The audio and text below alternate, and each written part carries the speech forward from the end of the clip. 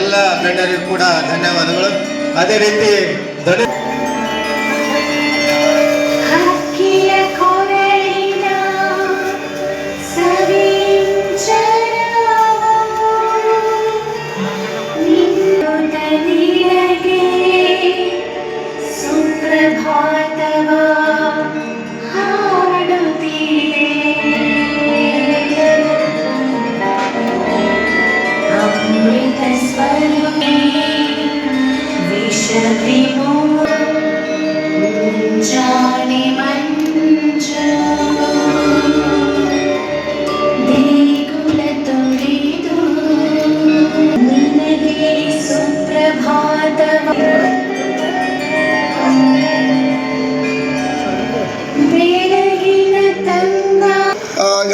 ಇಸ್ವಿಯಿಂದ ಹೇಳ್ತಕ್ಕಂಥ ಜ್ಯೋತಿಷ್ಕರು ಹೇಳ್ತಾ ಇದ್ರು ಹಿರಿಯರು, ಇಲ್ಲ ನೀವು ವೀರನಾಗಮ್ಮ ದೇವಿ ನಿಮ್ಮ ಕುಲ ದೇವತೆ ಎಲ್ಲದಾರ ನೋಡ್ರಿ, ಆ ದೇವತೆನ ನೀವು ಪೂಜೆ ಮಾಡಬೇಕು, ನಿಮ್ಮ ಮನೆ ದೇವತೆ ಅವ್ರೆ, ಆ ಮನೆ ದೇವತೆ ಶಾಪ ಇದೆ ನಿಮಗೆ, ಆ ಶಾಪ ಮುಕ್ತಿ ಮಾಡ್ಕೋಬೇಕಾಗಿದೆ ನೀವು, ಇಲ್ಲಾಂದರೆ ಇದು ಎಷ್ಟೇ ತಲೆಮರವಾದರೆ ಈಗೇನು ಹೋಗ್ತೈತಿ ಅಂತಕ್ಕಂಥದ್ದನ್ನು ಆ ಜ್ಯೋತಿಷ್ಕರು ಹೇಳ್ತಿದ್ರು.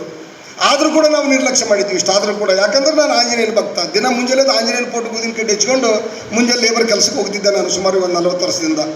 ಬೆಳಗ್ಗೆ ಎದ್ದೊಂದು ಸಣ್ಣ ಪೋಟಿ ಇಟ್ಟಿದ್ದೆ, ಅದಕ್ಕೆ ಒಂದೇ ಊದಿನ ಕಡ್ಡಿ ಹಚ್ಚೋದು, ಮತ್ತು 2 ಊದಿನ ಕಡ್ಡಿ ಮತ್ತು ಇನ್ನೊಂದು ಬರ್ತದೆ ಮರುದಿವ್ಸ ಅಂತಕ್ಕಂಥ ವಿಚಾರ ಮಾಡ್ತಾ ಇದ್ದೆ ನಾನು. ಯಾಕಂದ್ರೆ 2 ಊದಿನ ಕಡ್ಡಿ ಒಂದೇ ಸಲ ಹಚ್ಚಂಗಿರಲಿಲ್ಲ ಪರಿಸ್ಥಿತಿ. ಕೂಲಿ ಮಾಡಿ ವಾರದಲ್ಲಿ ತಂದಂಥ ಒಂದು ಸಣ್ಣ ಪುಡ ತರ್ತಿದ್ದೆ ಅವಾಗ, 25 ಪೈಸೆ ಒಂದು ಪುಡಕ್ಕೆ. 25 ಪೈಸೆ ಕೊಟ್ಟು ಪುಡ ತಂದ್ರೆ ಅಳಮಂದಿಯವ್ರಿಗೆ ಒಂದೇ ಊದಿನ ಕಡ್ಡಿ ಹಚ್ಬೇಕು, ಅದನ್ನು ಪೂರ ವಾರತನ 15 ದಿನ ಆಗಷ್ಟು ವ್ಯವಸ್ಥೆ ಅದರಲ್ಲಿ ಒಂದು ಪ್ಲ್ಯಾನ್ ಹಾಕಿ ಮಾಡ್ತಾಯಿದ್ದೆ ಪೂಜೆ ನಾನು.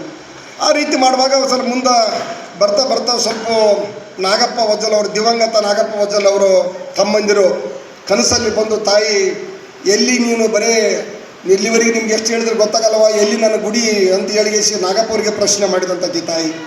ನಾಗಪ್ಪ ಅವ್ರಿಗೆ ಪ್ರಶ್ನೆ ಮಾಡಿದಾಗ ನಾಗಪ್ಪ ಅವ್ರು ಹೇಳಿದ್ರು, ತಮ್ಮಂದಿರು ಅಣ್ಣ ಎಲ್ಲಿದೆ ಅದಕ್ಕೆ ಹುಡುಕಬೇಕು, ನೀನು ಹುಡುಕಂದ್ರೇಸಿ ಹೋದ್ರೆ ಮಾತ್ರ ಇದಕ್ಕೆ ಏನಾದರೂ ಒಂದು ಮುಕ್ತಿ ಸಿಗ್ತದಿಲ್ಲ. ಅಂದರೆ ಅಮ್ಮನೇ ಸ್ವತಃ ಬಂದು ಕೇಳಿದ್ರು, ನನ್ನ ಗುಡಿ ಎಲ್ಲಿ ಅಂತ ಕೇಳೋಣ, ನಾವು ಗುಡಿ ಕಟ್ಟಲೇಬೇಕು ಅಂತಕ್ಕಂಥ ಭಾವನೆ ಸುಮಾರು 20 ವರ್ಷಗಳಿಂದ ಒಂದು ಅನಿಸಿಕೆಯನ್ನು ನನ್ನ ಮುಂದೆ ಹಂಚ್ಕೊಂಡಾಗ ನಾವು ಹುಡುಕೊಂತ ಬಂದೆ ಗೆದ್ದಲಗಟ್ಟಿಗೆ. ಸೈಕಲ್ ಮೋಟ್ರ್ ತೊಗೊಂಡು, ಅವಾಗ ಸೈಕಲ್ ಮೋಟ್ರ್ ಒಂದೇ ಇತ್ತು, ಮತ್ತು ಬೇರೆ ಯಾವ ಗಾಡಿನೂ ಇರಲಿಲ್ಲ ನಮ್ಮ ಹತ್ರ, ಬರೀ ಒಂದು ಸೈಕಲ್ ಮೋಟ್ರ, ಅದು ಕವಾಸಾಕಿ ಬಜಾಜ್ ಅಂತೇಳಿ ದೊಡ್ಡ ಪ್ರಸಿದ್ಧ ಆಗಿರ್ತಕ್ಕಂಥದ್ದು. ಒಂದು ಸೈಕಲ್ ಮೋಟ್ರ್ ತಂದರೆ ಸುತ್ತಲಡಿ ಜನ ಬಂದು ನೋಡ್ತಿದ್ರು, ನಾನು ಮಾನಪೂಜನ ಸೈಕಲ್ ಮೋಟ್ರ್ ತಂದಾರ ಅಂತೇಳಿ. ಯಾಕಂದ್ರೆ ಅವಾಗಿನ ಪರಿಸ್ಥಿತಿ ಹಂಗಿತ್ತು. ಆ ಸೈಕಲ್ ಮೋಟ್ರ್ ಮೇಲೆ ನನಗೇನು ಜ್ಯೋತಿಷ್ ಹೇಳಿದ್ರೆ, ಆ ಜ್ಯೋತಿಷ್ಗಳು ಗುರುಗಳು ಕರ್ಕೊಂಡು ಗೆದ್ದಲಗಟ್ಟಿಗೆ ಬಂದೆ. ಯಾಕಂದ್ರೆ ಗೆದ್ದಲಗಟ್ಟಿ ನಮ್ಮೂರು ಅಂತಕ್ಕಂಥದ್ದು ನಮ್ಮ ತಾಯಿಯವರು ಹೇಳ್ತಿದ್ರು, ನಮ್ಮ ತಂದೆಯವರು ಹೇಳ್ತಿದ್ರು, ನಮ್ಮ ಅಜ್ಜಿನೂ ಹೇಳ್ತಿದ್ರು, ಗೆದ್ದಲಗಟ್ಟಿನೇ ನಿಮ್ಮ ಊರು ಅಂತಕ್ಕಂಥದ್ದನ್ನು. ಅಲ್ಲಿಗೆ ಗೆದ್ದಲಗಟ್ಟಿಗೆ ಬಂದಾಗ ಕೇಳಿದೀವಿ, ಬಂದು ಊರಾಗ ಗೊತ್ತಿರಲಿಲ್ಲ, ಊರಾಗ ಕೇಳಿದೀವಿ ಇಲ್ಲಿ ಒಡ್ರು ಓಣಿ ಎಲ್ಲಿ ಅದ ಅಂತ ಹೋಗಿ ಕೇಳಿದೆ ಫಸ್ಟ್ ಮೊದಲು ನಾನು. ಒಡ್ರು ಓಣಿ ಇಲ್ಲಿ ಅದ ನೋಡ್ರಿ, ಇಲ್ಲೇ ಒಂದಿಷ್ಟು 4 ಮನೆ ಅದಾವ ನೋಡ್ರಿ ಅಂತ ತೋರಿಸಿದ್ರು.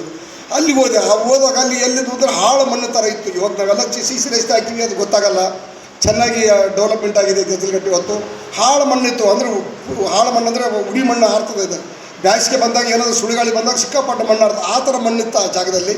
4 ಕಲ್ಲುಗಳನ್ನು ಇಟ್ಟಿದ್ರು. ಆ 4 ಕಲ್ಲುಗಳನ್ನು ಗುಡಿಯಲ್ಲಿ ನಾವು ನೋಡ್ತೀವಿ. ಒಂದು ಚಿಕ್ಕದೊಂದು ಮರಿ ಮಕ್ಕೊಂಡಿತ್ತು, ಆಡು ಮರಿ, ಒಂದು ಪಣಿತಿ ಇತ್ತು, ಒಂದೇ ಒಂದು ಗುಂಡ, ಅದಕ್ಕೆ ಪೂಜೆ ಮಾಡ್ತಾಯಿದ್ರು ಅಲ್ಲಿ ಪಕ್ಕದಲ್ಲಿ ಎಲ್ಲರೂ ಬೋವಿ ಸಮಾಜದವರು, ಅಂದರೆ ಒಡ್ರ ಸಮಾಜದವರು. ಅಂದರೆ ಊರವರಿಗೆ ಗೊತ್ತಿರಲಿಲ್ಲ ಇಲ್ಲಿ ವೀರನಾಗಮ್ಮನ ಗುಡಿ ಆದಂತ ಕೇಳಿ. ಆದರೆ ನಾನು ಹುಡುಕಿಂತ ಬಂದ ಸಂದರ್ಭದಲ್ಲಿ ಅದೇ ಒಂದು ಪ್ಲೇಸ್ ಸಿಕ್ಕಿರ್ತಕ್ಕಂಥದ್ದು. ಜಾಗ ಎಷ್ಟಿತ್ತಂದರೆ 10 by 10 ಇತ್ತು ಅಲ್ಲಿ ಅಷ್ಟೇ, 10 by 10 ಜಾಗ ಇತ್ತು.